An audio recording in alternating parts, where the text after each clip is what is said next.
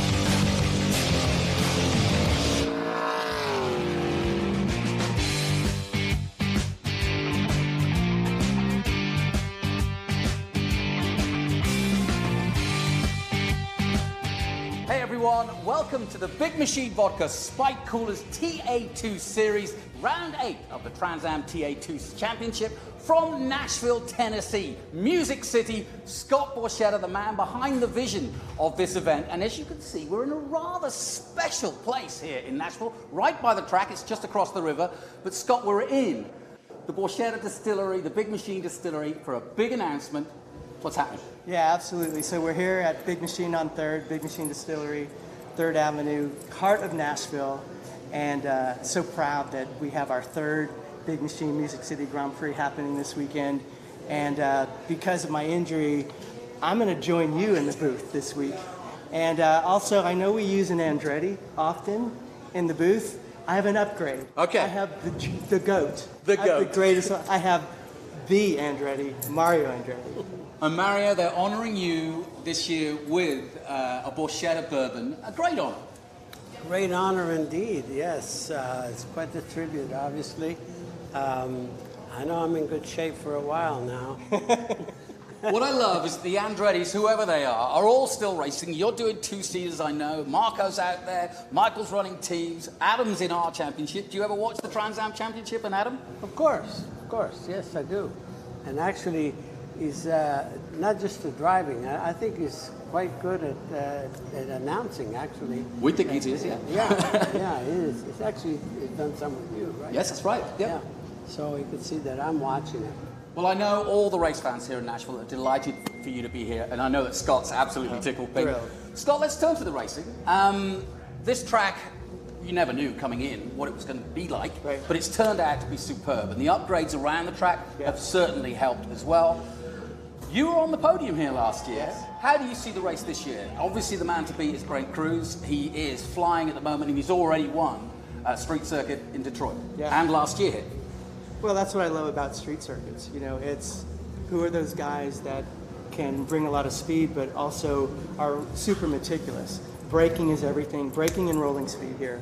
And, you know, we had a great race last year, and you know, to put it all together, you got to stay off the walls. There's a lot of very narrow places at this track. There are a couple of places literally where you can't get two cars. Controlled aggression. Controlled aggression. There it is. I'm trying to say all this stuff. He does it in 2 words, ladies and gentlemen. But you know, it was funny. Last year, I was talking to a couple of the drivers. No, this was the first year, 2021, and they're complaining. Mario walks up and he goes, "Stop complaining. The track's perfect. Go race." Perfect. Yeah, indeed. It's there for everyone. And actually, from my standpoint, you know, you talk about the bumps and all of that sort of thing. I think psychologically, I feel that can be, if you can actually conquer that aspect of it, you feel you have an advantage. So psychologically, I think that gives you something to go for. And anybody can drive a very smooth area. Anyone can do that. So embrace the challenges. Drive like Andretti is what they say. Great to have Mario here. A fantastic honor from Scott Borchetta. He's joining me in the booth, but let's take a short break, and when we come back, we're going big in Nashville. Join us after the break.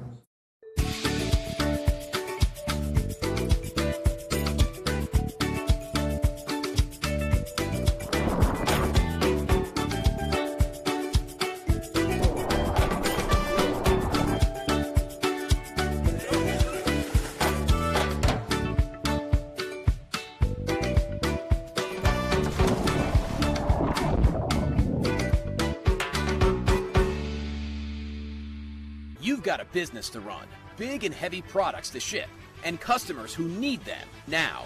When you've got the right driver and the right equipment, you can bet on a spectacular result. Bennett understands complex logistics and puts the best team, the most time, and the latest technology into every customer relationship. So you can sit back, relax, and enjoy the race. Let us handle the rest. Together, we can move anything.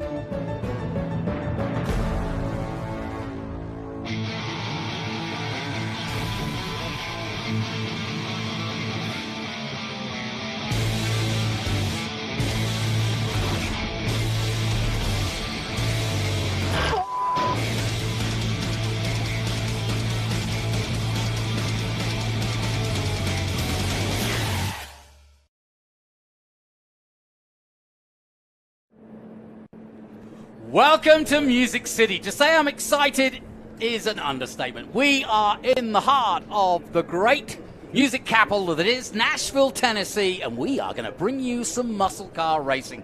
I'm delighted that the man whose vision it was to make this happen is alongside me, Scott Borchetta. Sadly, I know he'd like to be in the car. He was on the podium here last year, but he's here with me in the booth, the closest I could get him to the race itself. Scott, welcome. Third year, got to be pleased. I'm ecstatic, and it's great to be in the booth with you today, Jonathan. And here we are, the Big Machine Music City Grand Prix 2023, and great car count. The weather has cleared up for us this afternoon, and one of my favorite things about racing on street courses is you get to legally run a red light. Exactly. Well, look, let's get straight down to the action. You can see we're on the pre-grid already. Let's take a look at the grid for today, and we've got some big news coming up for you. Wait a second, folks. Here we go. Here's the grid. Connor Zilic got pole position, but he's not there. Brent Cruz, his old mate, is actually in pole position. Nathan Hearn, the Australian champion, is alongside him. Then our champion, Thomas Merrill, is on the road too. And our two-time champion, Rafa Matos, is alongside him. Then it's Jay Buford in the Big Machine Vodka Spike Coolers car. Of course, that will be the car that Scott would have run last year. Adrian Lostowski is alongside him. Austin Green and Justin Marks. Further down, Adam Andretti. Big weekend for Adam, obviously often in the booth with me, but a chance to race for Franklin Road Apparel. He gets in to Evan Slater's car number 6. Roy Fulmer from the West Coast is alongside. A chance to go on the national stage. Ben Mayer, the youngster, 14 years of age. Caleb Bacon making his way through. Boris Said Jr., his first street race. And Barry Bowes from Texas. Darren Mock, another youngster for Nitro Motorsports. Chris Leesfield always does this event, and always a chance for him to shine here in Nashville. Thad Moffitt, of course, the Grand son of the great Richard Petty. Then Ryan Finney coming in. He's had some Indy Lights experience, but he's really coming in here trying out Trans Am for the first time. Eric Caton, Josh Sargé, Parker DeLong, another youngster, his first street race. Danny Bender, Michael Fine, Dean Thompson coming into the championship. He too is new to this form of racing, but has got plenty of experience in ARCA and truck racing. Patrick Paul, Doug Peterson, Bruce Raymond, Matt Parent, Jim Gallagher, Ty Young, and Connor Zilic. That's the story. He had a restrictor plate modification infringement and therefore goes to the back. And I say that rather carefully because that is a big, big no-no in any form of this type of stock car racing. Absolutely, Jonathan. You know, there's rules for a reason. And, you know, this series is basically a spec series. So, you know, you've got to take care of business. Now, no question about it. So that's the big story of the day. Zilic starts at the back, but that said, he did it from Detroit when he had an infraction there and still won the race. Let's head down to Ben Sissel.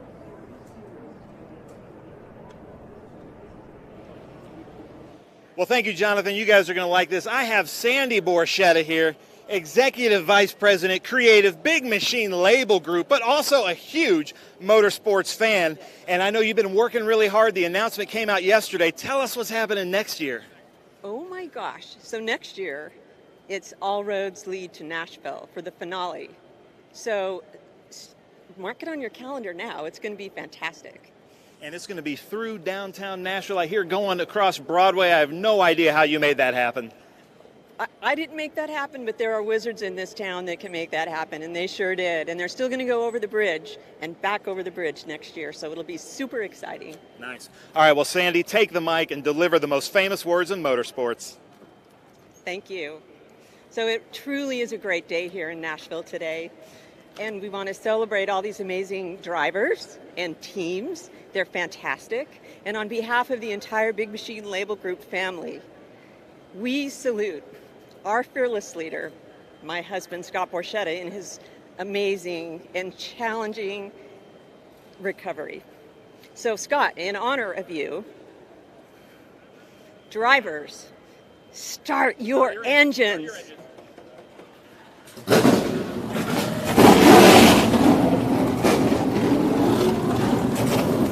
We'll come over here.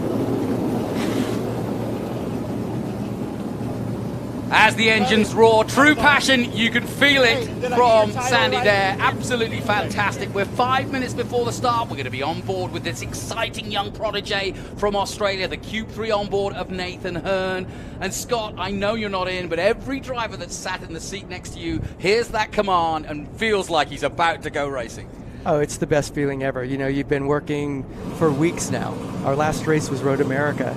And so you've had all this time, all this focus. This is arguably the biggest race on the Trans Am 2 series season because we're with the Indy cars. We've got a national spotlight unlike any other. And, you know, to go out here on the streets of Nashville, this is such an exciting time because you've been sitting, you've been waiting. And as soon as you fire up that engine, Jonathan, then you're really in it, and it's time to go racing. I'm getting goosebumps just sitting here watching the in-car of my car, of Dave Buford. And I'm right there with it, and it's so exhilarating. But right here, what you're doing, you know, you're trying to scrub the tires, put some heat in the tires. You're going to notice Jade is on the brakes there. Yep. You want to put heat in the brakes because you don't want to go into that first turn with cold brakes and all of a sudden you've got an issue. And you also want to make sure your brakes are heating at the same time. You want to bring them up to temperature at the same time. So you don't want to just go in and skid or anything. You want to just very specifically get down on the brake and make sure you're putting proper heat into the braking system. This is one of the toughest parts of the track, right round the back after the bridge, and it's so tight through there. You've really got to have your wits about you, haven't you? Jonathan, there's not room for two cars there. Yeah. There's only one car going through. So you've got to be really specific and meticulous about your pass. If you're going to get somebody there, you need to be right up alongside of them, or somebody's not going to make it through the corner. The interesting thing about Jade Buford that I found out, talking to Jade, is that, of course, this is his first time to run here, but he was your crew chief and has been a driver coach. So he told me anyway, that he feels like he knows the track because he's kind of coached you through it. Yeah, you know, Jade and I are very close and spent a lot of time together. I'm I'm a good road racer, honestly, because of Jade and all the work that we've done together. And so, yeah, he's been able to see it through my eyes. I've been seeing it through his eyes as I've been learning, and he's been seeing it through mine. So we talked a bunch about this. We probably talked more about this race than anything that he's done so far, because we were so good here last year. And understanding, there's a lot of off camber as we go through the turn here. You see where it falls away, and there's still some standing water on the track. So, our spotters have got to be just on point, making sure the guys know what they're getting into. And also there's a lot of blind corners here. Yeah. So your spotter is critical. You've got to be paying attention, and there's very little room for error. You see turn 1 here with the, that chicane. That's tough business right there as they come down the front stretch here right in front of what is the finish line. As they haul into turn 1 here. One of my favorite passes last year is when I passed Rafa Matos going into turn 1. Because again, you're not going to go side by side. So if you're on the inside and you've come up far enough along your competitor, you've got the line, and he's got to do something about it. Yeah, you were saying to me that before we went on air that also you're coming up to that critical turn 3, which takes you over the bridge. You need critical drive out of there, and it's tricky. Yeah. Do we have a problem here? Looks like somebody's slowing down. Is that Lostowski? Well, he's got it going again. It looked as though he lost power, and it is. It's Slater and Lostowski in the Hawk Performance car. Just looking at the championship points, an important race this for both Rafa Matos and Thomas Merrill. They, if you like, are our older gentlemen compared to these kids. Brent Cruz, just 15 years of age. Connor Zilic turning 17 in July. We'll also be on board with the ASIO data car at Barry Bowes. Yeah, talking about coming over this bridge. Tell me about the bump, the exit of this bridge, because everybody talks about how tough that is. Well, it's so much fun coming off of turn 7 there, because you've got to be on the gas. And there goes Adrian flying by everybody to get back into his starting position. I bet, maybe he had his steering wheel on incorrectly, because a lot of times you'll pull out of the pits and maybe the steering wheel isn't just exactly where you want it. It's not true. And so you can pull over, literally pull your steering wheel off because there's a clip, and then straighten it out, put it back on. So that might be something that he done, or he lost power. It's very easy to take off out of pit lane and not have your fuel turned on. Or as you're checking all your systems, it's very easy to maybe hit the fuel cell or the fuel pump button off. So many things going through your head, but now as we tighten up the pack, this is it. It's time to get it on. The Big Machine Vodka Spike Coolers TA Championship. Here we go. Oh, can't wait. They, as you can see, are line astern and getting ready. We start over the bridge to keep things safe, but we are green and going here in Nashville, and away they go down towards turn 9 for the first time. A little bit of locking there by Brent Cruz, and it's Nathan Hearn trying to make a move already, and we're on board with Jay Buford, and he is already over the Brazilian and all over Rafa Matos as we go down towards turn 10 for the first time. A frenetic and exciting start. Brent Cruz getting completely sideways. There's Buford right in the middle of it all. He's got 2 three-dimensional cars side by side with him. McAvern behind him, then Justin Marks, of course, the NASCAR team owner for Trackhouse. We're on board now with Austin Green, the young 22-year-old. Finally, his father, former NASCAR champion, here this weekend because he's not working in NASCAR in the safety department. So his proud father out there in the grandstands or on the pit wall. And Austin is due a win. He's had some great results, but boy, would it be great if he could do it here in Nashville for his father. But a good clean start, Scott. Let's get down to the nitty-gritty of it. We've got out, we've got everybody over the bridge for the first time. Yeah, and you come flying over the bridge this first time, and every car to a car is going to bottom out. You just heard when Nathan's car hit the crosswalk there, it bottomed out. So everybody bottoms out there. Then this little tricky bit here is, there's only room for one car going through here. So you've got to be spot on. You want to get on the gas here, but also you got to get really tidy and hit this brake zone. This is arguably the most important corner to come off and get on the gas, because you have a huge opportunity for passing going into turn 9. So you want to get off that turn 7, turn 8 area as good as possible. Yeah, and it looks as though Thomas Merrill is thinking just that. Here he comes side by side with Hearn. He's got ahead of him. And the HP Tuners, Mike Cope racing car of Thomas Merrill, but here comes Hearn back at him. Great stuff, mate. Oh, the Aussies will love that. It's 6 in the morning in Australia. They're having their bacon buddies, and Hearn is doing the business for them. Put a little Vegemite on that. Yeah. But Hearn, this is an important race for him. You've been wheel to wheel with him. You've seen his progress. He's a hugely aggressive and exciting racer to watch, but they're almost trying to dial it out of him. They saw he had some work with Rob Wilson, the big famous driver coach, and it seems to have helped him. He kind of ascertained that he's just too rough on the machinery. He just needs to help the car a little bit more, get him where he wants to go. Don't muscle it so much more. Let's take a look again at that. And Scott, I'll let you lead us through this corner. Wow, we didn't see that No, we missed going that. in. So fortunately, the good thing about a lot of these high-speed turns here at Nashville. Whoa! That's Barry Bowes turning round and backwards. That's a scary point. We to must be have got out of blind. it. We didn't go, Got out of it, so yeah. that's good. So Hearn manages to hold on to second place. Brent Cruz building on that lead now as they turn into turn 9. But that was Barry Bowes that got turned around. And Barry Bowes, as you could see, still going in the ASIO data on board. So luckily for Barry, a big heartbeat moment, I'm sure. Never like to be backwards on a racetrack when you can't even see them coming out. No, it's the worst feeling in the world to be stopped on the track. And probably, I'm going to guess that he's messing with his brake bias, because that tells me he probably had too much rear brake dialed in to lose it where he lost it. Because going up that hill to turn 9, you've got to really you can use the hill to your advantage in your braking. But you have to have your braking even, and you've got to have your wheels straight. Look at this. Thomas There we go. Merrill. There's Anything our you can do, champion. I can do better. And you know what? This is playing into Brent Cruz. Look how far up the road in just this last lap he's got. Because as these two fight, they're going to slow each other up, because they're taking lines that they wouldn't normally take. They're not, they're not in their rhythm. They're fighting with each other, and this is just helping Brent get ahead. Yeah, big time. So we'll see how much Thomas has early on in the race.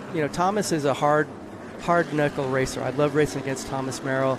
He doesn't waste any time. No. So if he's got anything for Brent, he's not going to take his time to get up to him. He's going to get up and start worrying him as fast as he can, because nobody knows what the cautions will be. Yeah, This race could go. We just saw 2 things that could have caused a caution, and they got it cleaned up. So Thomas does not want to let Brent get too far away. It's interesting what you said about Thomas Merrill, because every youngster has said that the help they get, who's the guy that helps you most? Thomas Merrill. And yet you say he's a monster when he's, Oh, he's the first guy to help you. And a great racer, too. Absolutely. Well, we've had plenty of excitement already, and no question about it. It's Lostowski trying to make up ground as quickly as he can. He had a little bit of a situation where it looked like he either missed a gear or whatever. Ooh, that was a big moment to the 34. Luckily, didn't take anybody with him. Yeah, that could have been a mess. That could have been a big mess. But luckily, we got turned around and we're still green. So we're still continuing. Brent Cruz is just on the fastest lap, a 32.2, which is pretty impressive around this Nashville circuit. Everybody's saying that after the first practice, they felt that the racetrack was actually faster than before. Yeah, you never know what the effects of rain are going to do. It's the same tire, but also, too, we've had a couple years to think about this track, to understand what springs, what shock package we want to use, what aero we want to use, and you always want to go faster the next year. So I think we're starting to get a comfort with this track just in time to change it for next year. Yes, exactly. Yeah. Yeah, and that's the big news. 2 big news stories, obviously. The Titan Stadium is moving. They're going to rebuild it, and that means, therefore, we can't do the train track method. But we're not going far off. And 2 big pieces of news, and Scott, you're right in the middle of it. We're going to go down Broadway with the Indy cars next year, and it's going to be the finale of the season. Yeah, all roads lead to Nashville, and this, what we're looking at right now, instead of turning left here as we get to the bottom of the hill, we're going to turn right next year and go up First Avenue, race through Broadway, and there's Jade, getting a little bump from Rafa there. So we're already trading a little rubber. We're on board with Austin Green, but the other story to mention is that Rafa Matos is right where he needs to be. Rafa is always good around street courses. He's in 4th place behind Nathan Hearn, and they continue their battle. Here's Buford again. Oh, look at that. Like you say, there's a little replay of that little nudge there, but that's all fair in love and war, right? Yeah, and honestly, if you're Jade at that point, you got to let him go. He's got position on you, and you let that go. Well, we welcome our mad viewers back to Nashville, where it's fast and furious here in the Music City. A great start by Brent Cruz to this race. He locked up a little bit going into 9 on that green flag start, but from there on in, he's looked very confident. Merrill's got through to 2nd place. Nathan Hearn is now 3rd. Rafa Matos, Jade Buford doing a great job in the mans. Next to me, Scott Borchetta. The pair of them, I may add, last year. So there's a good track record there. They know what they're doing around this circuit. It doesn't matter that you may have your name on the car. You've also got to pull out and do the business in the car. Austin Green also doing a good job in 5th position. Dylan McAvern 7th. Adam Andretti, our first mention of him, he's in 8th position. And remember, just coming in for Evan Slater this weekend. But Adam's one of those guys that you could throw him in anything, and he's going to perform. 100%. Well, that's what a real race car driver does. You race whatever you can race. And also want to point out that Thomas Merrill just did the fastest lap yet. Yeah. So I think he's catching Brent, as I talked about.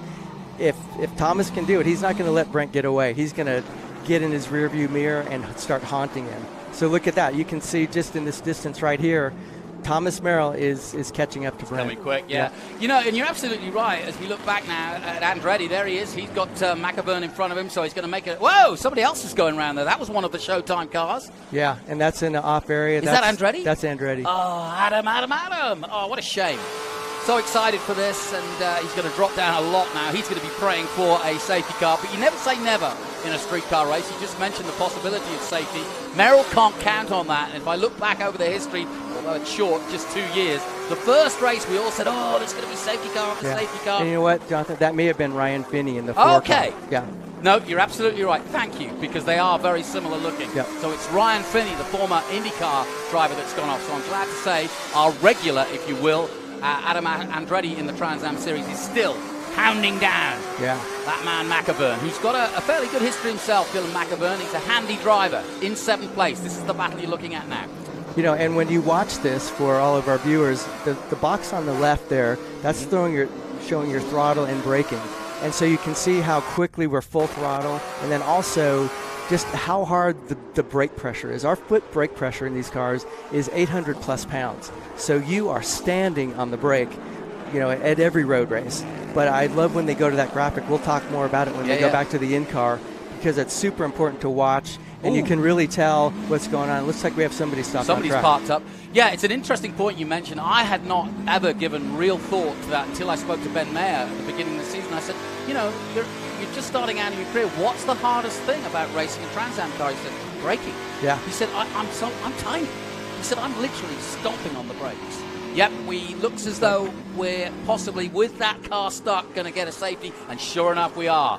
Full course safety, and therefore they're going to push that back. And now Merrill is in absolutely prime position. Right where he wants to be. So he got clear of the traffic. He's going to pull right up behind Brent, and he's going to worry him. I guarantee you. There's a few of those guys, when you see them in your mirror, you know that they're coming for you. Scott, what do you do in this situation? So let's say Jade was your crew chief now. You're under safety. You're kind of taking a breath. You're not loosening the belts, but you've got a time to kind of rethink. We're into the race now. You've got to feel for whether the car feels good or bad. But what do you do in terms of working with your engineer for that restart? Well, right here, you want to take a breath. You want to get a drink of water. You want to check all of your gauges, see, you know, what's the water pressure, what's the oil pressure, are there any issues? You know, is there anything you can report back to the pits? But there's no pit stops here. You pit right now, and you're just going to lose track position. So hopefully, you know, I'm wondering, when Jade and Rafa got together, did that mess up anything on the, you know, on our left front of the 48 car? Because he's fallen back a little bit. Austin Green has gotten around him.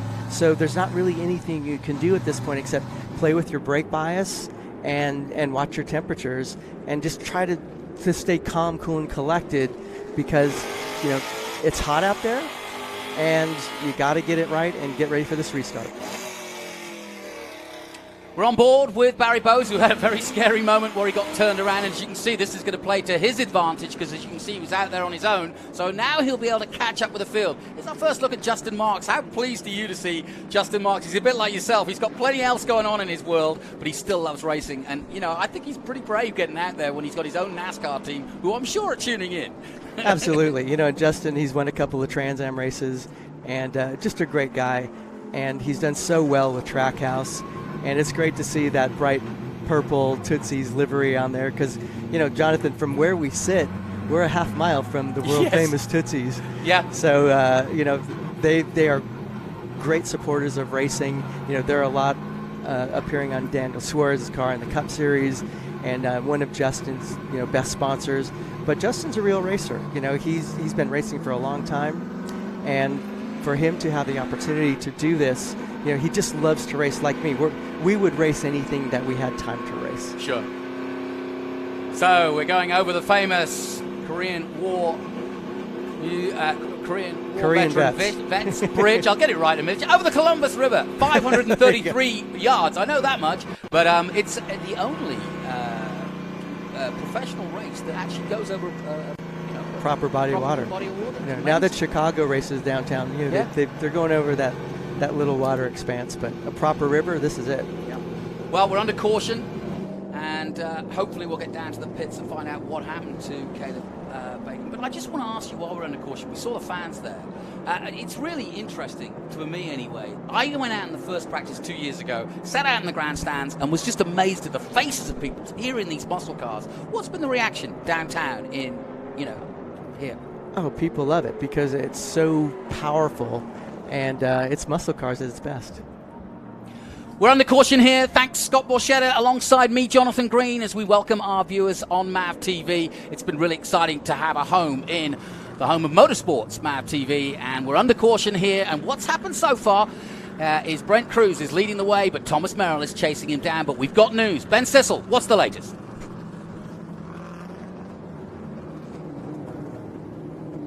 Yeah, thank you. I'm here with Rick Reynolds. Caleb Bacon's car is stuck just on the edge of the Cumberland River. But, Rick, what's your driver saying on the radio? Have you heard anything? What happened there? Yeah, he's real frustrated. We had a good car today. I just got off the radio with him saying we feel like we're running top 5 pace, maybe 6, something like that. And I literally just said to him, let the car come to you. And we think we had something to let go in the rear, but we really don't know yet. They think they have something to let go in the rear. That really stinks. One of the prettiest cars in the field. Jonathan and Scott, back up to you. Great stuff, Ben, as always. Yeah, so that's the reason for the caution. You can see the car's still there. They haven't got it out of the way yet. But let's go back to what how you can use a caution to your advantage. Well, right here, you want to make sure that you're keeping temperature in your tires because you've got them up to race temp. And, as the temperature changes on the tire, the size of the tire changes. Right. So you want to make sure here that you're using all 4 tires. You don't want to overdo your steering to the point where you're taking the temps out of a consistency for all 4 tires. And then again you're really sussing up your competition. Where are you? Who's in front of you? Who's behind you? Connor Zilic is already up to 16th place. And I would have thought it's also a chance for your crew chief or engineer to tell you, hey, Merrill's on this kind of pace, he's flying, the other guy's not, or whatever it might be. Well, Jonathan, it's a great point because your spotters up there, they'll be able to tell. It's like, hey, you know what, you're giving up too much coming into turn 9, or you're charging the corner too hard. Okay. So especially the guys who've got some elevation and can look down, where are they beating me? Yeah. Because they go, hey, you know what, Brent is taking a little bit different. So it's actually a good assessment time. You almost kind of quite like it sometimes. Yeah, especially, unless you're leading. Yes. Well, I'll tell you what, I've got another news story for you. I said I would keep an eye on Connor Zilic for the simple reason that he surprised us all at Detroit. He got pole position, they moved him to the back for an infringement, and he won the darn race. Well, he's 16th at the moment behind Boris Said Jr. in his first street race. Let's head down, though, once again to Ben.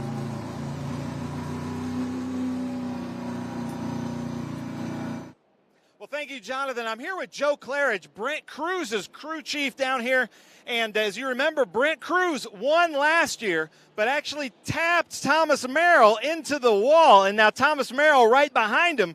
Are we expecting any shenanigans here, Joe Claridge? Well, you know the deal. You always know at some point there's going to be payback. But like I told Tom last year, he did train Brent when we started this program. So who knows? Now, what's your driver saying on the radio? Is he calm, cool, and collected like normal? He don't say much ever on the radio. He don't get excited. He's always calm. It's usually me who's wound up trying to get him to come in, and get to the car. And our crew chief's actually Nick Tucker. I'm just the guy that see the pretty face on TV. And then I'm the one that's more wound up on the team than everybody else. I love it. Now, just so you know, about 2 hours before the race, I was with Thomas and Brent. They're great friends. Thomas is still mentoring Brent, which is funny because Brent's ahead of him in the points, but a great relationship there, so we don't expect any shenanigans. But it is the Big Machine Music City Grand Prix, and anything can happen. So, gentlemen, back up to you. Yeah, you're absolutely right. He is one of the nicest gentlemen in the series, Thomas Merrill. But as we heard from Scott Borchetta, he's a beast. When he's behind the wheel, he doesn't give an inch. But he is a nice guy, and I don't think he's certainly thinking on his mind that he wants to take any revenge on Brent Cruz. Like I said, Brent uses him as a mentor, as does Connor Zilic, I may add. So it's interesting stuff that Merrill is both the nice guy and shares his wisdom, as it were, and he is our current champion. But I've got a feeling that he's got the bit between his teeth, because last year's championship win was on a countback, and it was a surprise for Thomas Merrill. It was a great championship, but everybody would say that on the measure of things, Rafa Matos had a better season. So Merrill kind of want to change that tune this year, and I think just beating Brent Cruz before he becomes a world champion somewhere will be a real accolade for Thomas Merrill, and he'll say, I had a hand in that guy's, why he's such a success. So I've got a feeling that Merrill wants this. Absolutely, and I got to say too, when I first came into TA2, Thomas was extremely helpful, and he's just that guy off the track. When he's on the track, once that helmet's gone, he doesn't care. He's going to win. He's a hard-nosed racer. He'll move you. And so there are two different Thomas Merrills. There's the race car driver, and then there is the mentor. So Barry Bowes, unfortunately, in the pits. Sounds like they're changing a tire. Yeah. Well, but they don't look like they're in a hurry, do they? No, not really.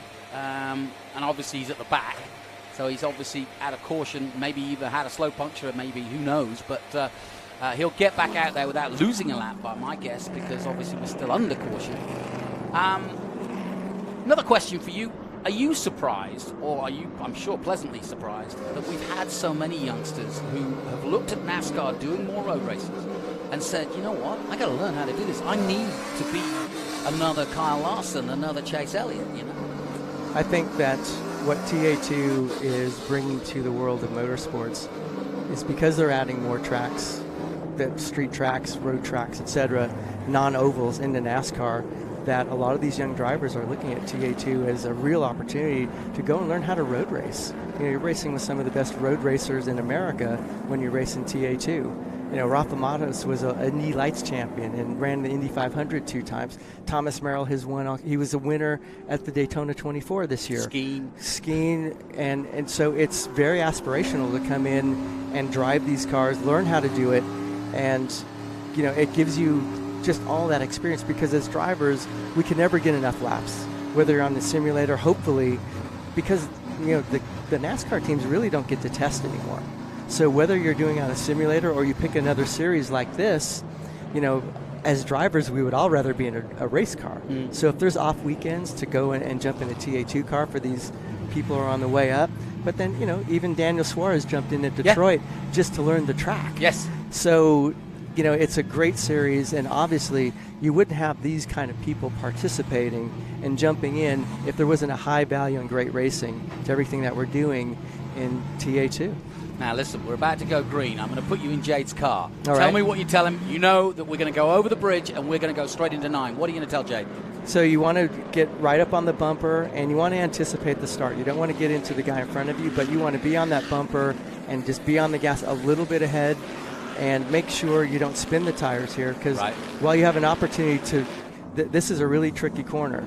You can make up 1 or 2 spots here, but you get out of shape up at the top of the hill, the runoff area, you could end up at the back of the pack. So it's a fun restart, but this is a critical restart, and we are green. We are green again. Brent Cruz puts that accelerator to the floor. Merrill's right there with him. They're pulling away from Hearn in third.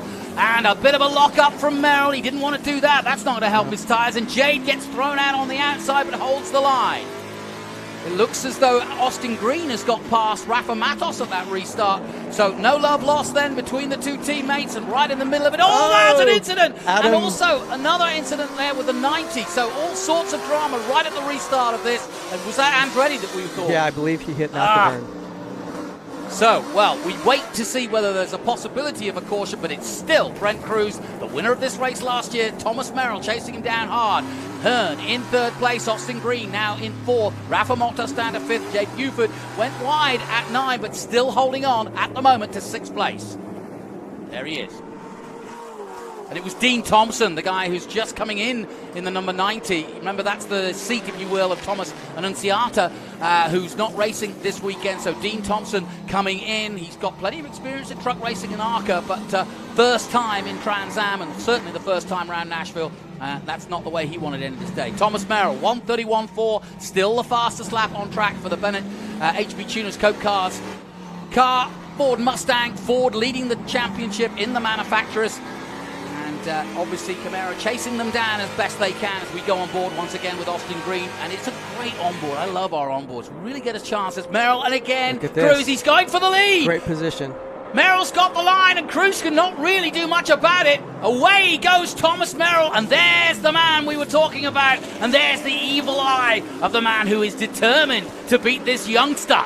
This 15-year-old kind of an upstart, because he has just blown away Trans Am in the last year or so, and he has a street race pedigree like no other. He won this race, did Brent Cruz, last year. He's already won in Detroit, and now Thomas Merrill is back for vengeance.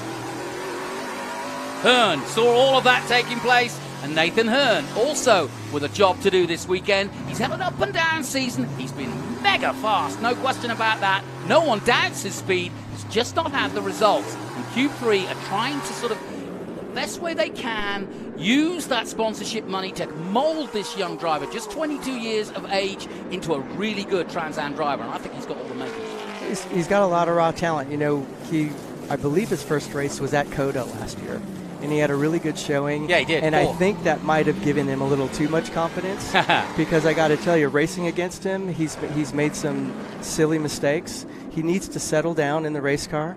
And here's the overtake again. This is great. See, I was telling you about how important it is to get off turn 7.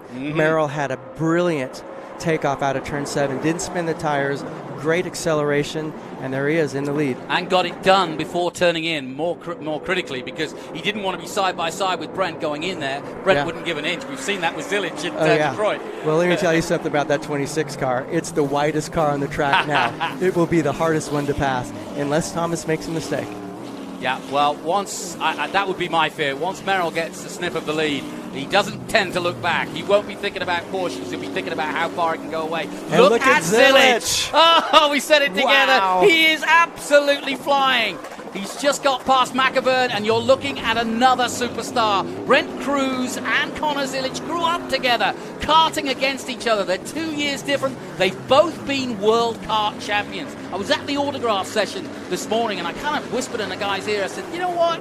Got some pretty handy guys here. He said, oh, I know all about them. And so the fans are wise to it. They know that these guys, this championship is full of the real future of motorsport in America. Really, Connor Zilic, I'm a big fan of Connor. I've raced against him a bunch, and he's a great young man outside of the car, does the right things, and obviously he knows what to do inside the car. He's going to get Justin right here. Yep, he is. Justin Marks. Let's see if he goes in and goes for the deep braking. Not this one. But you see Justin sees him locked up a little bit there. Yep. And again, this part is so tricky. You've got to be so spot on. You got to carry great speed here, but you got to be careful because the car pushes. Very easy to get in that outside wall. Then here, you're really on the gas hard. You want to tuck in over to the left. And again, there it is. Wow. There's Zilic. Yep. And that is not a normal overtaking No, it's position. not. So again, we'll see, because he didn't get off 7 as well as he could because he was sliding. So we'll see how much Justin, because Justin got a better launch. He may have something for him going into turn 9. Good point. Here we go. But Over Zilic has been on fire. It's so fast. Yeah, that is amazing. And he is scything. He's doing what he did at Detroit. He's scything his way through the field. He got done for a restrictor infringement, a modification to the restrictor, and that put him from pole all the way to the back. He had he didn't have a similar infringement, but he had an infringement that put him to the back at Detroit, and he scythed his way through that no one thought he could do, and he's doing it again here, and he's getting past some handy drivers. Justin Marks, he may own an NASCAR team, but he's got a huge record behind him as well as a sports car driver, so he knows what he's doing behind the wheel. So Zilic doing a brilliant job right now, and now he's got Adam Andretti. Good luck, Connor. Yeah, you know what, Connor, he's fearless. And you could tell by just the way he's able to throw the car around, very confident in his abilities, and he's going to be a threat. He is already up to 8th place after starting 34th. This is incredible. Lap 14, don't count him out. I know. absolutely. And that's just what amazed me at Detroit, because, you know, it's one thing to get into the top 10, let's be honest. Yeah. Once you get there, it suddenly goes from half a second, where in terms of pace, to a tenth, 2 tenths. So how do you make that time? Well, the higher you go up, the more difficult the passes are going to be.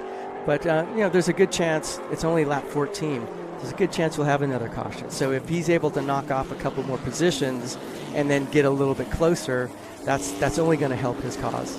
Merrill increasing that lead. It was just under half a second. It's just over now, 0.693 to be exact. And so Merrill going about his business. He's already set the fastest lap as we go back on board with Austin Green, who's had a bright start to this race. He's all over the back of Nathan Hearn from 4th place. We can see it ourselves from the onboard as they go past the Nissan Stadium and down the front straight here again into turn 1, 2, and 3. Very tight through here. Yeah, he's made some critical passes already, too. You know, getting by Jade, getting by Rafa. Rafa is never an easy pass. No. So I'm a big fan of Austin. Again, a great guy inside and outside the car. And, you know, you would think coming from the Green family, he's had tons of racing experience. No. He hasn't. So he's obviously been around it his whole life. But every time this guy gets in the car, he's impressive. Yeah, it's interesting you say that because, the likes of Brent Cruz, you know, you forget, you might say they're 15, but they've been racing 10 years. So, but Austin Green, as you say, has not. He came at it this late, but there's no question that the acorn doesn't fall far from the tree because he has got that DNA, if you will. And we're seeing it playing out here around the streets of Nashville. How much is this a thrill for you? I know you want to be in the car. I would rather be out there. I know, but hey, to have the city that you basically grown up in and made your name in and see your other love, and I know you love your music, but you love your racing more. Come on, this has got to be a special day. In reality, it's decades in the making because I've been working with, you know, fusing records, music, and racing together literally since the 90s. So to see this dream come true of Indy cars and Trans Am cars racing on the streets of Nashville, it is a dream come true. Well, we're in the Music City, and it's alive, I can assure you. They didn't stop going until about 3:30 last night, so if I'm a bit jaded, forgive me. I wasn't out there. I could just hear the drums. But it's a great city, a bopping city. If you've not been, honky tonks is what it's all about, and I think this is a perfect match. And I may add, there is music going on throughout this weekend festival of racing, so always a lot of fun. Yeah, we have a ton of artists out here this week. Chris Jansen and Brian Kelly of Florida Georgia Line, etc. So we got it covered. Yeah, I looked at the lineup. Wow, and they all Big Machine artists. Not all of them. Oh, okay, cool. No, because we want this to be inclusive. Yeah. So we have artists from every label out there, and a lot of different things happening musically, not just country. And I bet it's a chance also for maybe an unknown to step up and get a chance to play on a stage one Friday morning or, you know, at some point in the weekend that nobody heard of. Well, and it's so great because the artists are so grateful to be out and be part of this as the tires are screaming. I love that.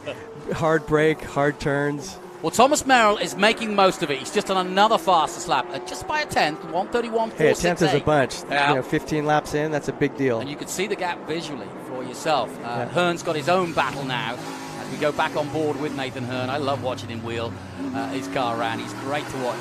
You can almost feel how hard he's working. Over 112 miles an hour down that front straight, then dipping it in, down through the gearbox, drifting it through. Nicely done. Now coming up to the last corner, turn 11, and then just hitting that apex nicely, accelerating hard, past the Nissan Stadium, and then into turn 1. I worried when they first designed this that, for Indy anyway, that's the pit exit there, and it could be the pit exit obviously for Trans Am, although we don't have pit stops, that there might be a problem with that, but it hasn't seemed to be over the years, and it just seems that the flow of the traffic works, that you can actually get back in line. Yeah, that chicane works, and I think it's a lot of times we look at a racetrack and as drivers, sometimes the things that we think are going to be the biggest problems aren't. It's well, we'll never get 2 cars through there. Well, it turns out that that's not Calamity Corner. Yeah. You know, it's other areas. So, you know, until you get out and race the track, you really don't know.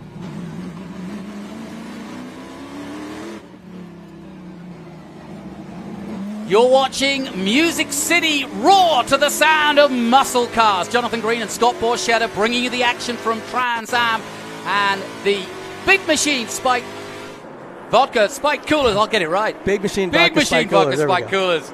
Race is in hand, and we It's a are looking good-looking at car, the if I do 48 say car. so You like the look of that? Yes. It took third place here last year, but now in the hands of J.H. Buford is trying to make his way, and he's wheeling well. He's 6th at the moment, and really, that is a good position to be in. 17, long way to go in this yet. Yeah, it's not as good as 5th, a little bit better than 7th. So Yeah. gotta get after Yeah, it. but I mean, what I'm getting at is that, you know, and I've talked to a few drivers about this, it's 100 miles, and talk to this a little bit. You know, you've got to be measured Yes. with your aggression with the tyres. Everybody's got the same, and they'll last, but they're more optimal, if you could say. They are. You know, you obviously you don't want to be locking your brakes up. You don't want. Oh, Connor Zilic, by the way, just did fast lap. Oh, he is no. on a tear. He's coming. He up is. to 7th, and he's coming after Jade next. But you know, it's very important for tire management. But not. You don't want to give up your race. Oh! Because let's see if we That's can Gallagher. get out of there. It's one of the Coke Can cars. he get out of there? Jim Gallagher. Oh boy.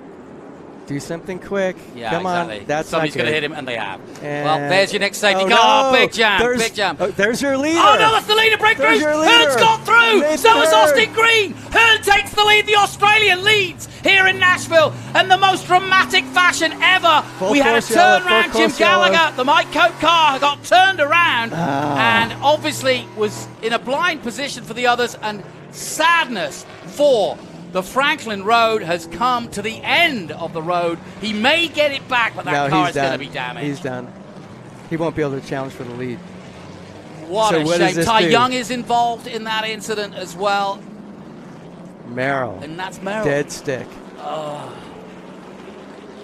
Here we go again. Scott, I'm going to let you see what you see here. So he overbraked. You saw all the weight go there on the front, so he lost the rear, trying to be too aggressive through this turn, which is not necessary.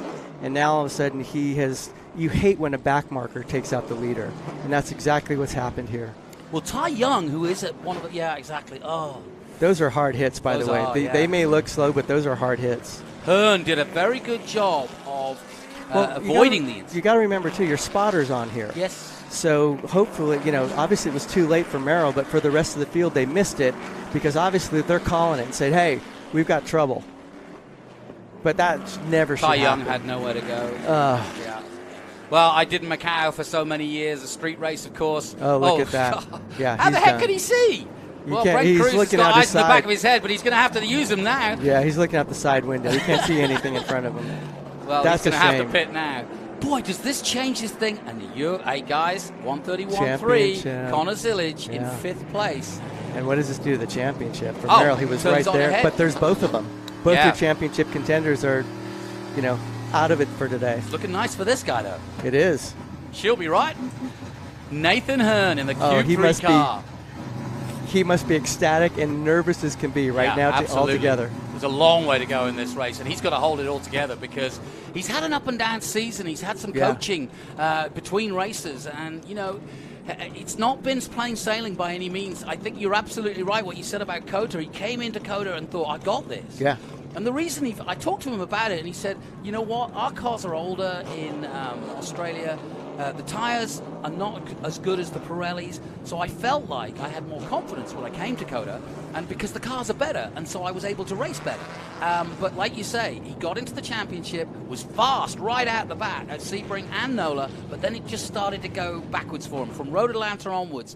He just didn't click as much. Got decent results. Oh, Merrill's trying to get going. Oh, no, he backed into the safety vehicle. Yeah, well, that's not going to be recommended. No, and you know, it's so hard to be patient in that moment because you're so upset. Let's head Something down that to, shouldn't have happened. Yeah, it shouldn't. Let's head down to Ben Sissel. He's got the latest from pit lane.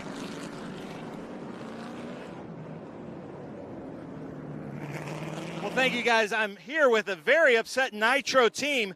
As we've talked about, and Scott, you can allude to this, a lot of just blind, really sharp corners they couldn't see coming around. So Nick Tucker, very disappointed. What happened out there in your mind? Poor officiating. We got to call yellows when they're stuck like that. We're street court racing. Man, it's a shame. So you mean from the corner workers, there weren't yellows out quick enough? Yeah, just poor. Did give us warning. They should have called a yellow. There was cars stacked up. The track was blocked. Wrecked the 2 leaders. Yeah, he said he wrecked the 2 leaders. Now, I didn't get to see too much of it. Scott, I would love your opinion on that with the car that spun. Did we get the yellow flags out quick enough? Back to you, gentlemen. Well, every race driver's got an opinion. Let's hear yours. Yeah, Ben, and in my opinion, your spotter has to be on that, period, the end. You don't get to call out an official for that. That's why we have spotters. Okay. And you saw the rest of the field missed them, and that's because their spotters are saying, we've got trouble in turn 9, get on the binders, inside, understand where we can go, and don't hit them. Yeah, I'm with you. I'm 100% with you, because I looked at that incident the same way you did, and I saw that he was under power to get out the way. Had he managed to get into gear, he might have just squeezed out the way, because that's what he was trying to do. Yeah. The corner was blind, and there wasn't time for the officials to make a call in that time. Well, and also, too, you don't know yet if you're calling a full course because there's a local yellow there immediately. But again, you don't get to call out the official in that moment. Okay. It was an unfortunate situation, but also, too, you have to have a great sense of what is going on around you. We call it situational awareness. Yep. And in that moment, I'm going to blame the spotter. Nick doesn't get to call out the official on that. I'll arm wrestle and argue that one all day. You've got to have your guys. That's part of what the team does, is take care of the driver. The team's there for one reason, take care of your driver. They didn't take care of him. Yeah, that's a good point. Nathan Hearn, though, let's just catch you up. Catch your breath, folks. Well, I love street races because this is what can happen, and this is what we, this is what you live for, isn't the race as exciting as this? That is heartbreaking. It is. And it reminds me, he's had some bad luck here. Yeah. Yeah, Merrill creeping his way in the HB Tuners Mike Cope race car, and done just deal. A real shame. That's a heartbreak. I hate it for Thomas and for Mike Cope. Mike Cope is such a key figure in Trans Am 2 racing, and brings several cars to each race. Yeah. And you work so hard to get a car working that good, and to get it taken away, in a situation like this where you get caught up with back markers is really heartbreaking. Yeah, and there's 2 of those Cope cars there too. Yeah, it's a shame. So they're going to work feverishly on the 26th. They our can champion. work all they want. Yeah, we've seen this happen before, and there was just 6 seconds between that spin and that contact. That's a ton of time, though. Well, you join us back here in Nashville, where they are trying to get the car of Thomas Merrill fixed, but it's looking very unlikely. Let's head down to Ben Sissel.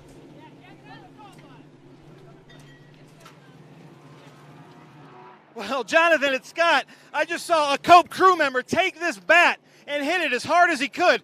The whole crowd over there erupted. They're trying everything they can. I can see Travis. I can see Bowser. They're doing everything they can to put Varabond on here. And if you remember last year, they released a car that they probably shouldn't have released. And in my opinion, I don't think they should have released that one either. Scott, I'm going to have to come back to you. What's your opinion on that? You know what? The Trans Am techs are great, and so if they see something that they think is race worthy, they're going to let it go. But we have pieces falling off the car and flying off the car. That car needs to be black flagged. Everything's dragging on the front end. There's nothing left. You pull this car in, because here's what can happen. We have the timed race. There's only so many laps, and now you don't want to get to a situation where Thomas is extending the caution flag, because that's just not fair to the other competitors. So they need to pull this car in. It's game over, and now we have debris on the racetrack. Yeah. We can't waste laps. We're here to race. We're not here to run around behind the caution.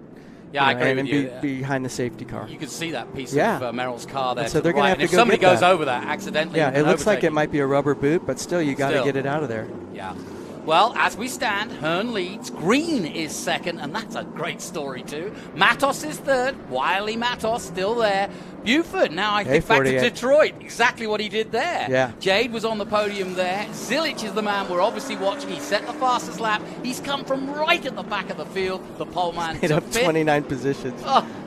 Incredible. And don't count out the likes of Andretti, who will be sensing an opportunity here. Andretti, if Zilic is out to prove himself, but already has, Andretti is desperate to make sure he can get on the podium and literally go from race to race as a race driver.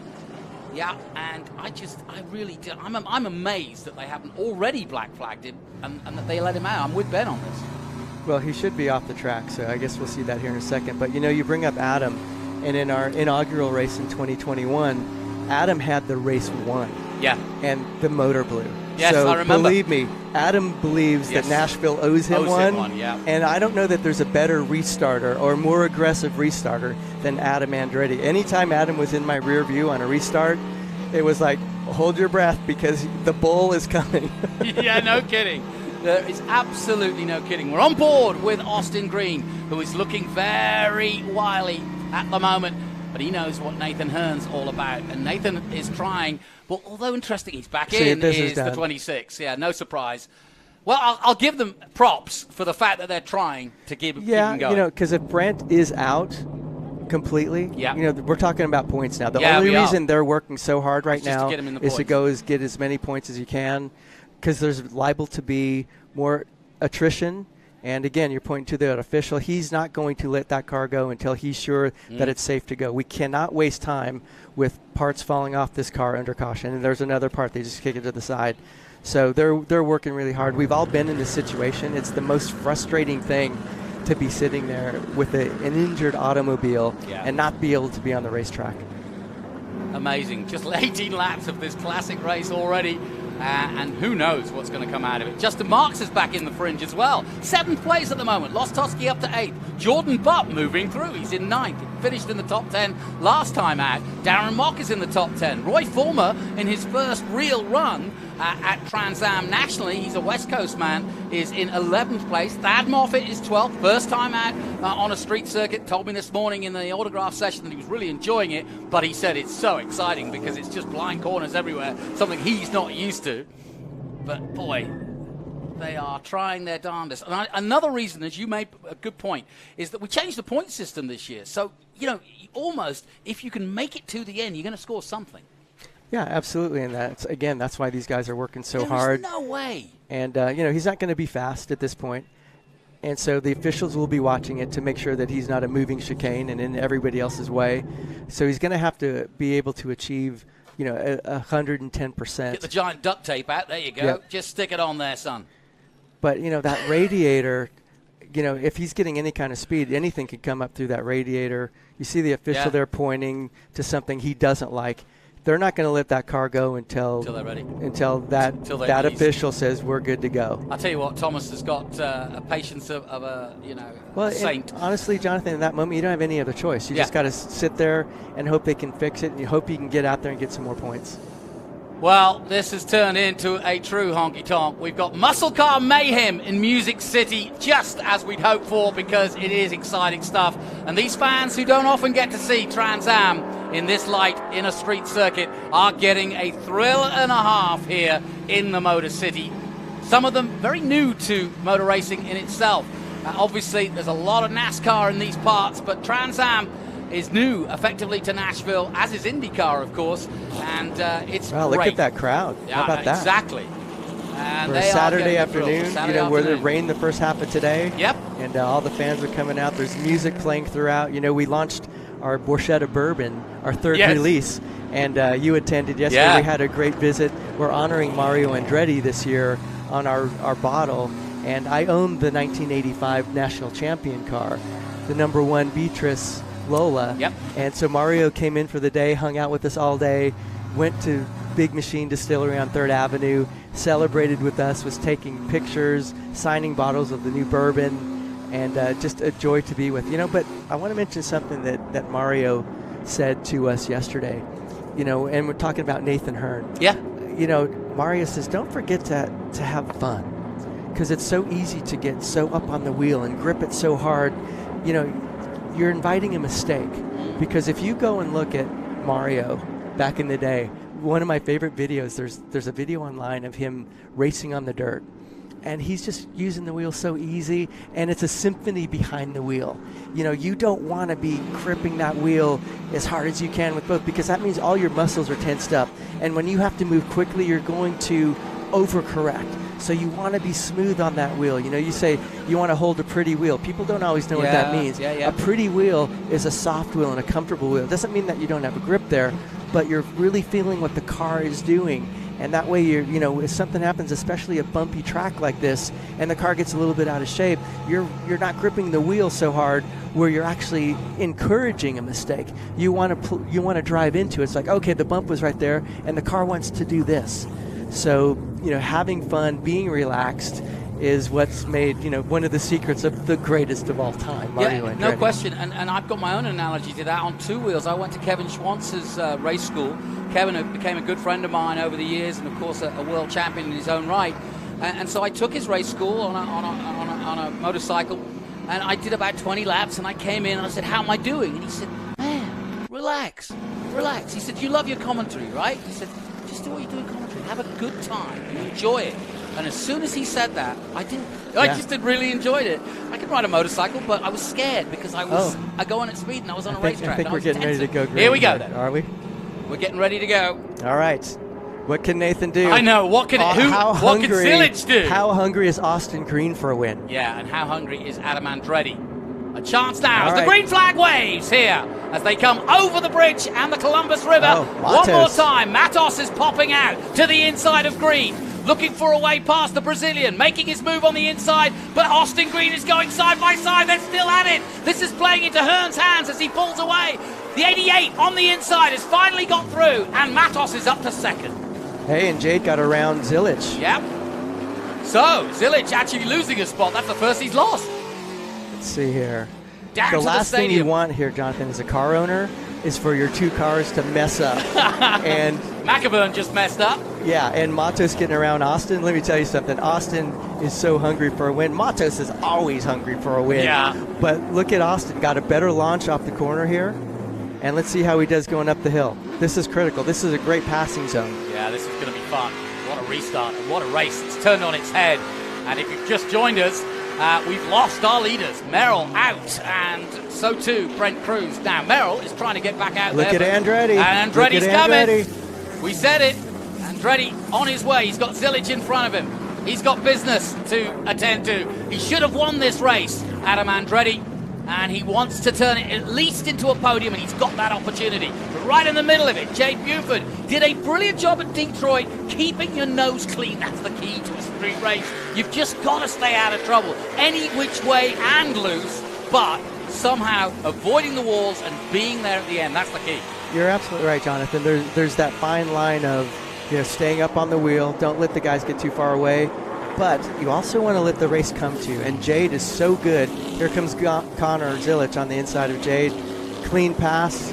And there goes Lostowski in front of Andretti. So this is a great passing zone going into turn 9. Great story. Adrian Lostowski came into the championship a few years ago and was in the GT championship, was in SGT and XGT, and then came up to Trans Am, and it's been a great success story. Just a small team with great backing from Hawk Performance, and Adrian, a real character from New York of this series as we go back on board with Justin Marks. I love these in-car shots because you hear the tires just screaming. Hear that? Yeah. Squealing. Oh, yeah. And Justin also gets it all wrong. He almost lost it then. Yeah. Oh, big moment there for Justin Marks. All right, Zilic is up to 4th. Wow. Does he have the bit in his teeth or what? Yeah, no kidding. And, somebody made a good point to me earlier in the day, which is, well, you made another point, but two people have said to me, the worst part about Connor Zilic going from pole position to the back is Connor would have no idea, right? I mean, he's not looking into the car. He doesn't know how the car's built and put together. As drivers, we race the car. We don't know what our crew chief is doing. And, are they trying to bend the rules? And, this is the 3rd time. So, you don't want Connor to be known as a cheater because he's a great natural talent. And so, I want to encourage that team to follow the rules. You've got a guy who can win races. Spend your time doing things right, testing, and stop trying to bend the rules. Yeah, I couldn't agree more, and you put it actually succinctly, because it's a worrying time because you're right, it's not the first time. And so they've been caught foul of the rules twice this year and once last year. And I just, with it's a kid, with a kid that good, you don't need that stuff. You don't. Great racing though, Zilic though. Back to what's important to him. He's just 17 years of age. He's a former kart world champion, and he continues. It doesn't matter whether it's Miatas or dirt racing or Trans Am. He's on it, and he's all over the 89 right now of Austin Green. So look at the launch he got up here. He's going to be challenging Austin as they cruise around turn 8 here. If he can get on the outside of him, he could get him going into into the turn here. This is a really critical braking point. Well, to my friends in Melbourne, Australia and Sydney, Australia, get out of bed, get that hangover over with, get the bacon buddies going, get a bit of Vegemite on it, and let's watch Nathan Hearn bring it home. Oh, look at that. Zilic got him. Zilic got him. Yep, up to third. Connor Zilic is on a podium position, folks. This is startling. Anybody watching this broadcast knows how hard it is in any motor race, let alone a street race. I mean, Jonathan, just see what a great launch he got off there. Yeah. You know, again, that's what we've been talking about. Road racing is so critical. You've got to get off the corner fast, and there's not anybody better than Connor right now. I mean, he pulled 3 car lengths. Yeah. Debris at turn 9, we're hearing from race control. Oh, right there. There it is. Oh, there it is, yeah. Yeah, that's just on the exit of 9, so I'm glad they pointed that out because you would be blind coming in. Yeah. Especially if you were I battling. hope that doesn't lead to a caution, but it could. Maybe somebody can dash out and pick that up. Not that I'd be the one to do that. Yeah, I don't know that you could do that. You'd have to, because where it's parked, I don't. Yeah, you might. I think you have a official's gate within about 15 yards of that, but we can't put any official in harm's way. Have a look at how it's nice to see Rafa's on board for a first time. See how you talk about that pretty wheel, Rafa, and we have got a full course yellow coming. So because of that incident, I think. So this that plays will change into it Connor's again. hands again, up to third now. That restart, he was 6th, knocked down 3 of them.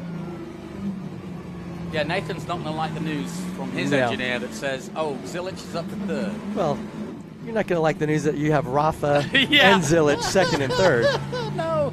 Yeah, we got a 2-time champion and a guy who is as hungry. He hasn't been fed for a month when it comes to race wins, and he is out there. There's another parked car. Well, that's not good. Maybe that's what the full caution. That could actually be the full caution, yeah. Because the debris will be cleared up now as well. That's the 96 car. So, yeah, I think that's got to be the reason we are stopped. But no question that... So, plenty of action here at Nashville. It's had everything, and there's more to come. Don't go away. Woo! Catch your breath. I'm delighted to have Scott Borchetta alongside me. And I know you want to be out there, but boy, it would be, I tell you what, it would be now a frustrating race in some ways because the concentration level of stop, start is hard, isn't it? Yeah, but every driver has to deal with it. So that's what you have to tell yourself. It's like, okay, we're all dealing with the same situation. We're all dealing with the cautions. We're all dealing with the track conditions. So you have to put that out of your mind and focus and concentrate. And this is a moment now we're past halfway through the race of going, okay, what's working for me? And again, you're going back to your crew chief, you're going back to your spotter. Where are they beating me? Where am I beating them? And if you look at how great Connor getting low down into the corners, letting it roll through the corners, and then back to the gas, you know, that's where he's beating everybody here.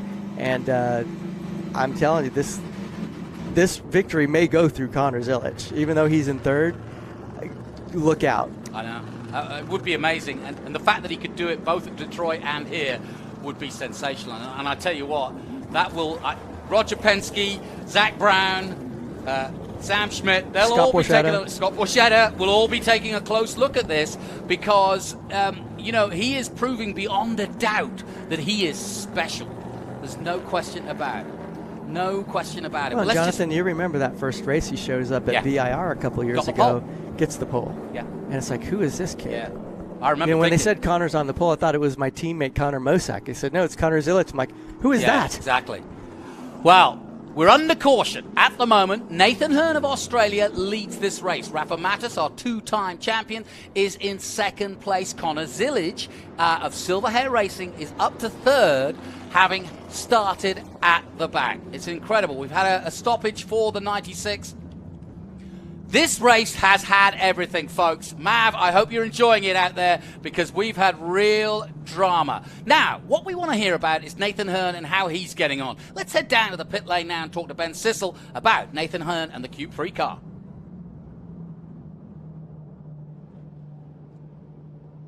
Thank you, Jonathan. I'm here with Joe Stevens Miller with Cube 3.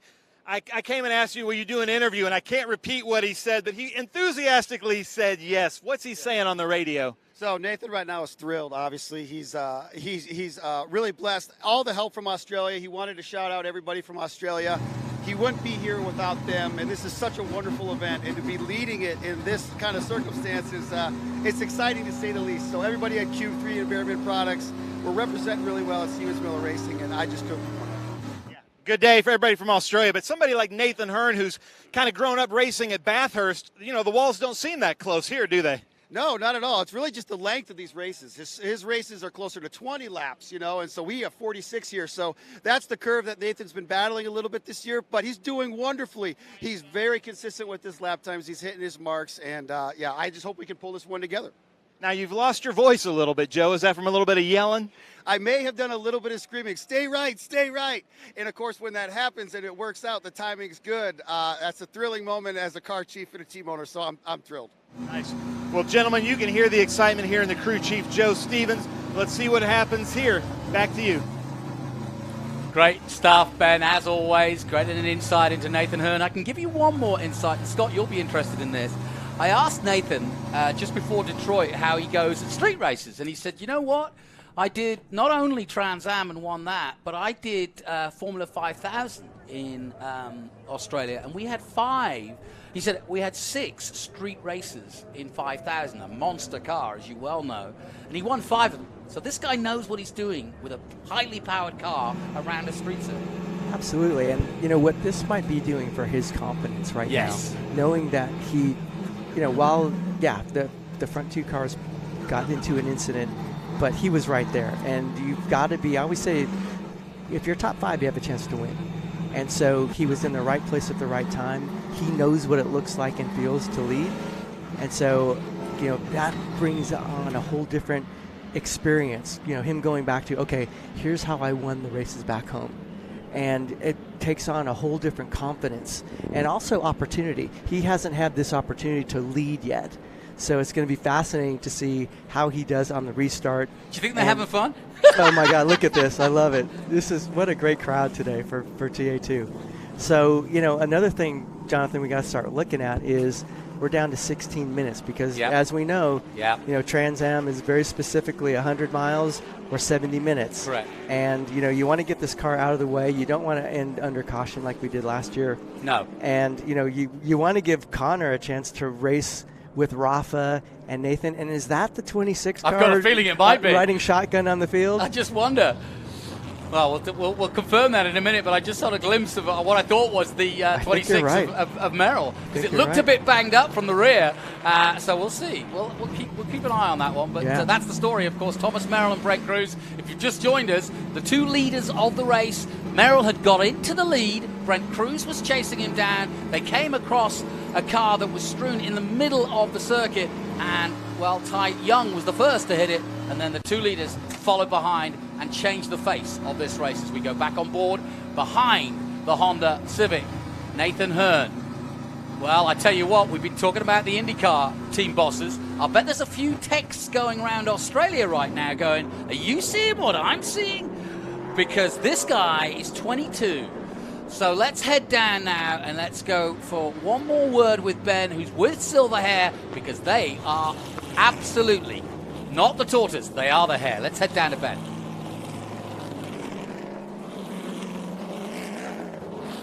Well, thank you, Jonathan. I'm here with Maurice Hall, the owner of Silver Hair, and we can't wait till you're back in the car. But another unbelievable performance from Connor Zilic. Worked his way from last to second place. You got to feel really good. Oh, man, he's awesome. Awesome. This whole crew's done a wonderful job, and he is driving the wheels off this thing. Really proud of him. So now, as a team owner, what do you do? Because now it seems like he does really, really well. I know he's a really fast, good driver, but it seems like when he's handicapped a little bit, he does exceptionally well. Get the fire burning. Get the fire burning. Well, gentlemen, back to you. You heard it from Maurice Hall. Yep, he's pretty proud. And I tell you what, Maurice took a big gamble taking on both Connor Zilic, even though with his pedigree, because he was only 16 when he joined the team. And he's got Ben Mayer, who's only 14. So that's a big undertaking for a team that's putting out a big outlay. But that was the reason for doing it. He's trying to advertise an arrive and drive situation whereby youngsters can come. And he's had many who've gone on to NASCAR, to name a few. And I'm looking at Brent Cruz coming out of the pit lane. Look at this, folks. Yeah, so it's showing Thomas Merrill 7 laps down. So I don't know where Brent's going to fall, but obviously they are both out there specifically to get points. Yeah, I saw him. He's behind Justin Marks. And so what happened to Justin? Justin just pulled out of the pits. Yes.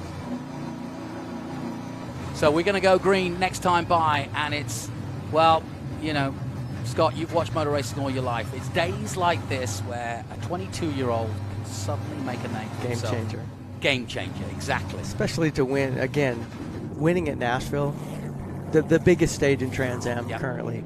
And this is a big deal because also, too, like last year when I finished on the podium, all my IndyCar friends, you know, Meyer Shank, they called me after the win and said, do you realize you just beat a bunch of guys who get paid to race cars? I know.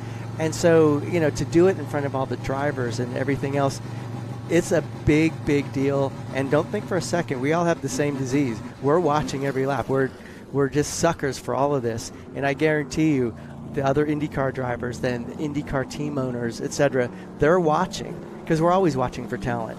And so to win on this stage is a really big deal. And looks like we're going green. Here we go then. That green flag's about to wave for Nathan Hearn. He waits. Go! We are underway. The Big Machine Vodka Spike Coolers race restarts with Nathan Hearn of Australia. Can he get into turn 9 cleanly? He certainly made a good getaway. He's locked up the left front. Oh, he almost blew it completely. He still may not be out of trouble yet because he's lost a lot of drive. And here comes Matos. Matos gets alongside. He gets a nose ahead. The next is a left-hander. Hearn holds it together. Brilliant reaction. Look at Zilic inside. Zilic on the inside of Matos. He's through to second place. I do not believe this. Great stuff. Matos settles for third and regains his composure, having almost got the lead. What a change around in 2 corners, Scott. Well, that's what I love about street racing because, you know, what happened is obviously Nathan made a mistake. Matos had to woe up going into turn 10 there, and Connor saw it coming, put his car exactly where it needed to be, and now he's chasing down the leader. It's one of America's up-and-coming talents against Australia's up-and-coming talent of Nathan Hearn on the streets of Music City. Zilic goes to the outside at 4. He's going to hound the Australian, force him into a mistake if he can. This is the tightest part of the circuit. Scott, there's nowhere to overtake here. No, you want to set up for coming off of turn 8 here and try to get him, you know, turn 7, turn 8, and then going up into turn 9. Look at that. He swings out wide. He gets a better launch. And Nathan's in trouble, guaranteed. Matos will do the same, I'm sure, as we go back on board with green. He's in 4th place.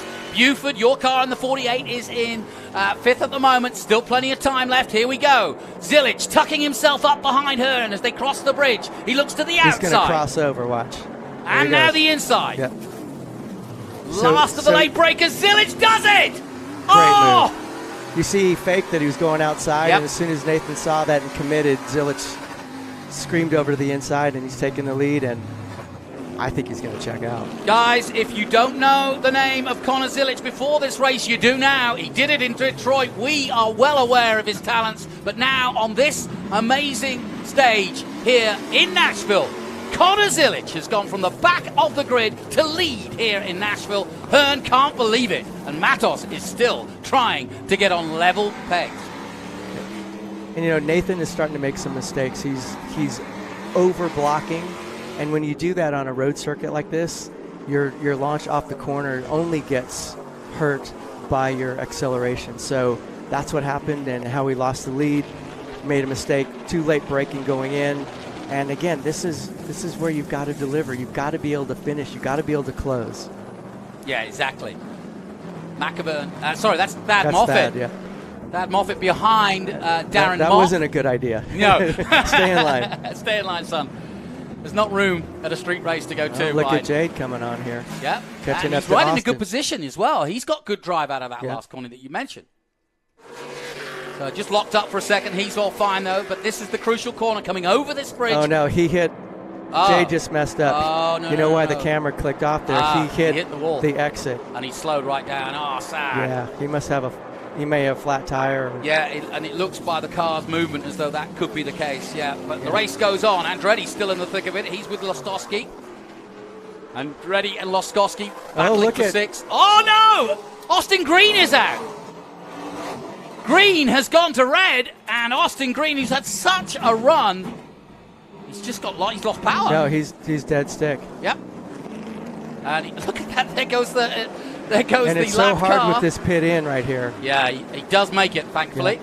But Austin Green, having been at the sharp end in the top 3 throughout most of this race, he too now retiring from this. What a drama we've had here in the Music City. It's been fantastic. Hope you've enjoyed it. It's been great getting the insights of Scott Borchetta here and the third running of this famous event.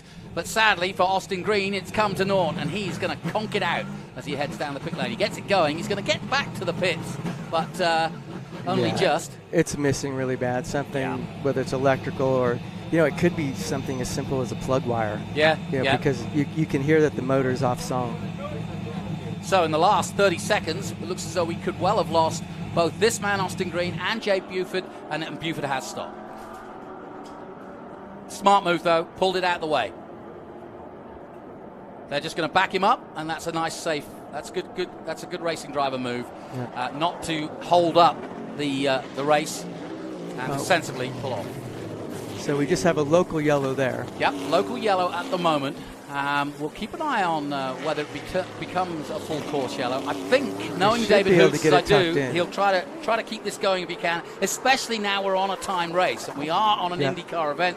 So it seems to make sense to me that if everything is clear, which relatively it is, it's not like somebody's stuck in the middle of the track, as Andretti has got past in that battle with Lostowski.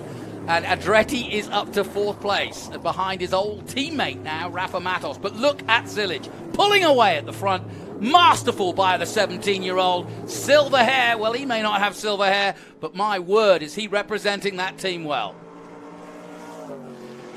Over the bridge. You mentioned Adam and Rafa, former teammates. Yeah. There's always something about a team that you used to race for that you want to beat them. So I guarantee you, if Adam can get close enough. Well, there's Matos. Yeah. So Adam's got he's not close enough to do anything about it right now. Well, you know what? You said it earlier in the broadcast. What this does to the championship, because coming in, I was looking for a sort of what could happen in Nashville that would change the perspective. We've got a long way to go yet. Watkins Glen, we've got St. Louis to come, VIR and COTA, where it all finished last year. So this championship is far from over. And although Brent Cruz had a massive lead coming into this weekend, the only man who he thought could catch him would be Thomas Merrill. And they've both literally gone out of this race. Yes, they're circulating. Yes, they're going to get a couple of points. But it won't be the handy haul that so many others like Rafa Matos will get. And look at this. Lostowski's not settling. Goes past Andretti, and Andretti will come back at him. Good race. 5 minutes to go. And also, too, those next two guys in line, there's Adam coming back with the crossover. Yeah, he's great at that. But, your next two guys in the championship, ironically, are Rafa and Connor Zilic. So it's a huge, huge day for both of them, and a really tough day for Merrill and for Brent Cruz. Well, this race has had everything. So, no question about it, as we get down to the 5-minute mark, this race has had everything. But one thing you can say is Zilic is winning. Well, I always love street races because of the unknown factor of what the weather might do. A street race always throws up, who knows what. But this has had everything, hasn't it? It's had great racing, great overtaking, obviously some situations that are getting people's tempers frayed, like should they have brought the yellow flag out, should they not? But this is what you want. Well, this is hard-nosed muscle car racing. Yeah. It's exactly what you want on the downtown streets of Nashville for the Big Machine Music City Grand Prix. Yeah, no question about it. And, of course, a host of other races, stadium trucks, Toyota are out there. You've got the SRO are here, and, of course, IndyCar are here this weekend. And I'm sure they're enjoying the thrills and spills of Trans Am. here in its third year. Just 4 minutes to go. Zilic, Hearn, Matos, Andretti, fourth, Lostowski. Bupp up to 6. Well done to Jordan Bupp. Coming in with SLR and M1 and Scott Lagacy Racing. That's a good result for them because he's not been racing much of late. He had a top 10 finish in this race before, but it's an important race for him because he's looking to make a career out of Trans Am in his mid-30s, and he's in the 6th place at the moment. He's going to be pleased with that. I talked to him in the weekend. This battle's good. Andretti and Lostowski are just going for it in the last, 3 minutes now. Well, Adam is never an easy pass, and believe me, he's going to make that car as wide as possible, and he's never one to give up position, but you can tell his rear tires are going away. He's been racing really hard. You can see that the grip is starting to go away. Adrian got a much better launch coming off of turn 3, so as they come up the hill here, this is going to be interesting to see if Adrian tries to get him on the inside. You see Adam blocking there. Yep. Will Adrian try to tuck in? No, he's too far back. Yeah, and it's too dodgy, to outbrake there. But Andretti's wary of that, but he's driving in his mirrors at the moment. I always think that's got to be hard for a racing driver because you're doing everything you can to be as fast as you can, but you've got to watch your mirrors. Yep, you got to watch your mirrors. Hit your marks. Welcome back to MAV TV viewers, because we are in for a doozy. We've got 3 minutes left, less than, as Connor Zilic is making his mark in no uncertain terms. He did it in Detroit, around the streets there. They were pleased at the GM headquarters to see him do it, and he's doing it again here in Nashville. It's been a scintillating run by the Chevrolet Camaro of Connor Zilic from the back to the front, as again side-by-side action at 9 between Andretti and Lostowski. Who's going to win this battle, Scott? You know what? I think Adrian just has a little bit more left with his brake and tires. Yeah. Adam's been running real hard, but there's Adam. He never says die, but see how he's skating around there? I think it's just a matter of time. But again, Adam's a very tough customer to get by. Adrian's got the better car, so it'll just see if he can catch Adam in a mistake here. Adam's going to have to be pretty spot perfect with where his equipment is right now to hold him off. Well, he's drawing on his inner Andretti because he knows Uncle Mario is watching. He's here this weekend to celebrate the launch of a Borchetta bourbon, and so Mario will have a wry smile to see his nephew doing the business as every Andretti has done in the past. Yeah, and you can see Adrian got a much better launch coming off of turn 8, coming through here, and will he try? Let's see. Actually, I'm sorry, this is turn 3 going into turn 3. So up First Avenue, and right here, there's that area too where you just don't get 2 cars through. So what you're trying to do there, see, Adam is losing those rear tires. So it's just a matter of time. I think Adrian's got his number. If he gets a good launch here, Adam's spinning, see how the cars are moving around in the back end. Adrian got a much better launch, and Adam's somewhat of a sitting duck here. Yeah, exactly. Over the bridge they come. The white flag will be next, so it's nip and tuck between these two, but they so desperately want 4th place. 3rd place is probably out of the question, but you never know in a street races. Here comes Lostowski under braking again into 9, and he's got it. But this is where Andretti gets the drive and comes back at him. Yeah. Here we go. Let's see if he can do it, because time is running out. It's going to be the white flag next time by. Can't do it this time. He's got a lap to do it. Yep, see, Adam's losing the rear. Yeah, he's got no grip, has he? Adrian keeps it tidy. He's got him covered. Yeah. Wow, this has had everything. Well, you had a great battle with this man. There's the white flag, and it is for Connor Zilic. And he's just tiptoeing his way around the track. He's got a good lead of now over 3 seconds to his nearest opponent, which is Nathan Hearn, and that'll be a good day at the office for Nathan. He needed this, did Nathan? A bounce back on one of the biggest challenges of the year. And it was a bit of a worry as to whether he was going to settle into the American scene. And we knew he had the talent, but he needed to prove it on a good weekend, and he's done just that this weekend. But Connor Zilic is rewriting the books. This is fantastic stuff. A former World Kart champion, could have gone into single-seaters, and still at 17 could be in any form of motorsport he wants, whether it be NASCAR, whether it be IndyCar, or whether he stays with Trans Am. But I'd like to see him launch off into a career of brilliance. Oh, I guarantee you this is just a stepping stone for Connor Zilic. He's going to be, I think he's going to be an Xfinity and Cup driver, but you're right. Coming up through karts, he's got that open wheel experience, and I just love a driver and a racer who can get in any kind of formula and be competitive and be up front and win races. And he's so composed for his age, and He is a fantastic race driver. There it is. There is the checkered flag. Zilic does it. Let the music play for Connor Zilic, because Music City will erupt tonight and celebrate what was a superb silver hair Chevrolet victory for Connor Zilic. From the back to the front, he's done it. Anything asked of this young 17-year-old, he does it in style. I have not seen a phenomenon in motorsport in my 30 years of following him that looks to the sheer talent of this youngster. And really at 17, we talk about single-seater guys being just the right age at 16 or 17 to make it to the next step. This guy's already there. Yeah, he really is, and there's going to be a lot of opportunity for Connor, and he's very composed inside the car and outside the car, very friendly, very easy to talk to, and great personality. It's everything that you want in a young race driver, and plenty there also to mold as he becomes more of a star in the sport. He's got the right stuff, man. Keep your eyes on Connor. Yeah, I couldn't agree more. And I saw him at the autograph session, and I said, "Oh man, what happened?" He goes, "Oh," and he was so matter of fact about it, and didn't seem at all perturbed by the fact that he would have to start at the back. And you can see these fans are on their feet waving at him. Again, great crowd here in Nashville. And Jonathan, I have a question for you. Should I stay here and rap with you, or should I run down and hand him the trophy? You know what? I've got no question about it. I know you're only still limping at the moment, but get over to that podium, Scott Borchetta. What a pleasure, Jonathan. Thank you so much for coming in. Friend. And I absolutely say congratulations on another fantastic Trans Am race here in Music City. Well, I got to do a shout out to my mom. I know she's watching. And Mom, love you, and we'll see you soon.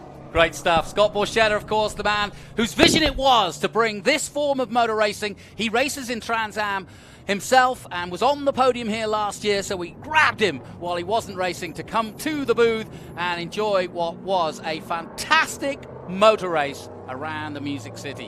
What a way to celebrate Nashville, and there's more to come from this fantastic weekend here in Music City. My thanks to Scott Borchetta, and well done to Connor Zilic. Connor Mozak was up there last year, and he's gone on to bigger and better, and I think this man is just about to break out, because he has done this in front of every IndyCar team manager. If I was a young IndyCar driver now, I'd be not happy to see just how good this kid is in a huge 550 brake horsepower car. And there is that red hair. And congratulations from Nathan Hearn. He knows he was beaten by the faster man today, but he's put on a great spectacle. No question about it. Connor Zilic, Silver Hair Racing, your winner today. It's been quite sensational for this young man. Let's head down to Ben Sissel to hear what he has to say.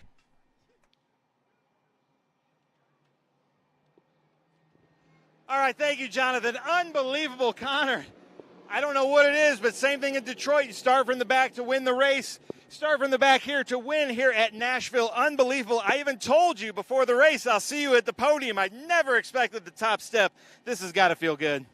Yeah, I had a fire under my butt before that one, and hopefully I put on a show for all the fans. It was awesome looking in the stands and seeing packed stands. That's so cool to race in front of all these people in this awesome town. So just so thankful for my Silver Hair Racing crew. We started from the back, and, they'd never give up on me, and it just means a lot to race for these guys and be able to race for them. Laura and Maurice Hull, they give me the opportunity of a lifetime, and to come out here and make the best of it and come from last to first for the second time this season feels absolutely incredible. So just so grateful for everyone around me. My parents, they do so much for me, and everyone at Chevrolet, Josh Wise, Scott Speed, all those guys, they do so much for me as a driver. So just thankful to be here, and glad I could get it done for my guys. Nice. Well, Big Machine Music City Grand Prix. Scott Borchetta wants to personally deliver you the trophy down there. Unbelievable. Nashville, Music City. We made some music here.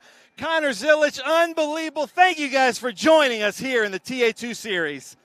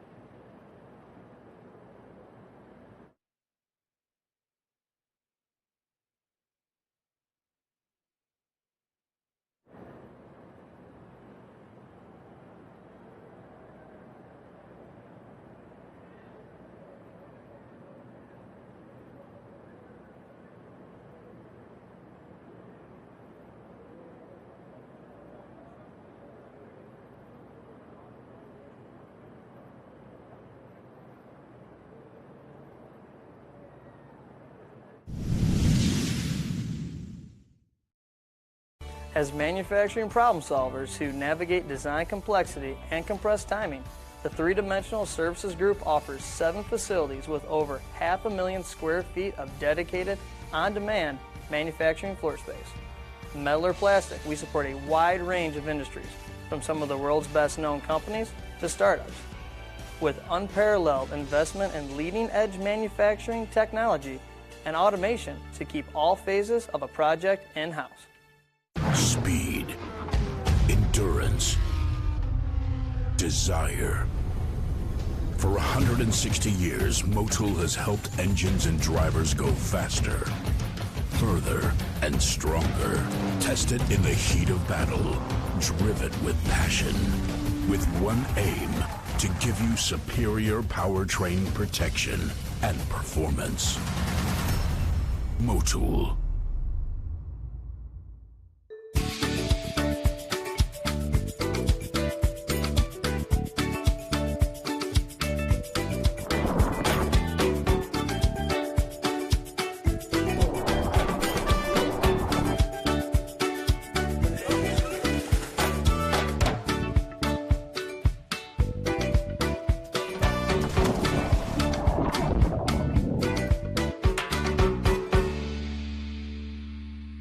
Hungry for SVRA action? Well, the best way to enjoy classic auto racing is with a delicious classic from Mission Foods. Green flag your race-watching snacks with Mission's mouth-watering race day recipes. Try some of our tasty tacos, piled high nachos, fresh chips with guac, and more. So gear up your ride and fuel up those stomachs with delicious Mission Foods. Now that's too fast, too tasty.